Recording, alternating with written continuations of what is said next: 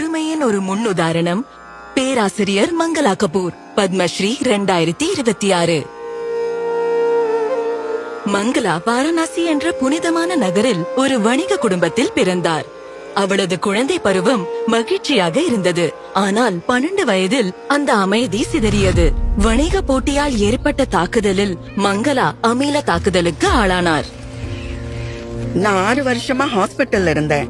என் அம்மா எனக்காக விடாம போராடினாங்க. என் அப்பா தொடர்ந்து என்ன ஊக்குவிச்சுக்கிட்டே இருந்தாரு. அதனாலதான் நான் இன்னைக்கு இவ்வளவு தூரம் வந்திருக்கேன். இப்படிப்பட்ட அப்பா அம்மா கிடைக்கிறது ரொம்ப கஷ்டம். அவள் சாதாரண வாழ்க்கைக்கு திரும்ப முயன்ற போது மக்கள் அவளின் அசைக்க முடியாத தைரியத்தை பார்க்கவில்லை, அவளின் காயப்பட்ட முகத்தையே பார்த்தனர். நான் வெளியே போகும்போதெல்லாம் யாரும் என்ன முழுசா பார்க்க கூடாதுன்னு ஒரு துணி அல்லது துப்பட்டாவால என்ன முழுசா மூடிக்கிட்டு தான் போவேன். அவளது நம்பிக்கையை மீட்டெடுக்க அவளது தாய் அவளை இந்து மகளிர் சங்கீத வித்யாலயாவிற்கு அழைத்துச் சென்றார். என் அம்மா அவங்க கிட்ட நான் அவளை சித்தார் கத்துக்கத்தான் இங்க கூட்டிக்கிட்டு வந்திருக்கேன்னு சொன்னாங்க. அதுக்கு அவங்க முதல்ல அவளை ஏதாவது பாட சொல்லுங்கன்னு சொன்னாங்க. நான் துப்பட்டாவை எடுக்காம இருந்தேன். அப்ப என் அம்மா என்ன அரைஞ்சிட்டாங்க. அந்த துப்பட்டாவை எடுத்து வச்சுட்டு பாடுன்னு கண்டிச்சாங்க. அதுக்கப்புறம் நான் ஒரு பஜன் பாடினேன்.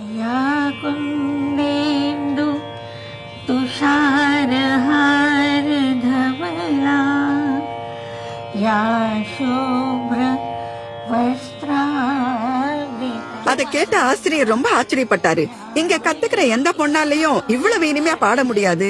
இவளையே சித்தார் கத்துக்க சொல்றீங்க, அவளுக்கு பாட்டு சொல்லி கொடுங்கன்னு சொன்னாரு. பிரபலமான பிரயாக் சங்கீத சமிதியில் அவர் டிப்ளோமாவை முடித்தார். மங்களாவுக்கு தன்னிறைவு அடைவது அவசியமாகியது.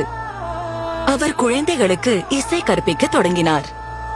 பின்னர் பனாரஸ் இசை கல்லூரியில் இசை பட்டப்படிப்பில் சேர்ந்தார். ஒரு மேடை நிகழ்ச்சியின் போது பார்வையாளர்கள் எதிர்த்தால் அவளை மேடை ஏற்ற மறுத்தனர். ஆனால் அவளது குழு ஒரு வழியை கண்டுபிடித்தது. அரங்கில் உள்ள அனைத்து விளக்குகளையும் அணைத்து விட்டனர்.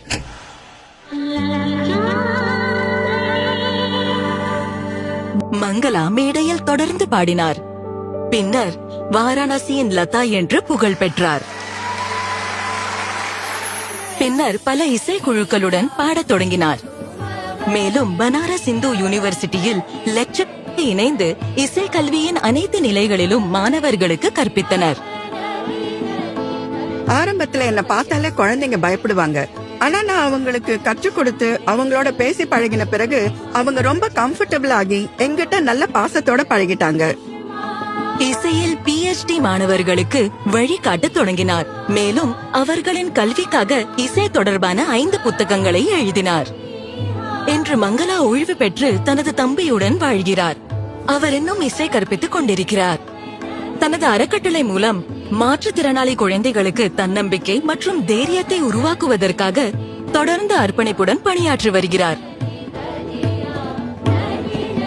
பேராசிரியர் மங்களா கபூர், பத்மஸ்ரீ 2026.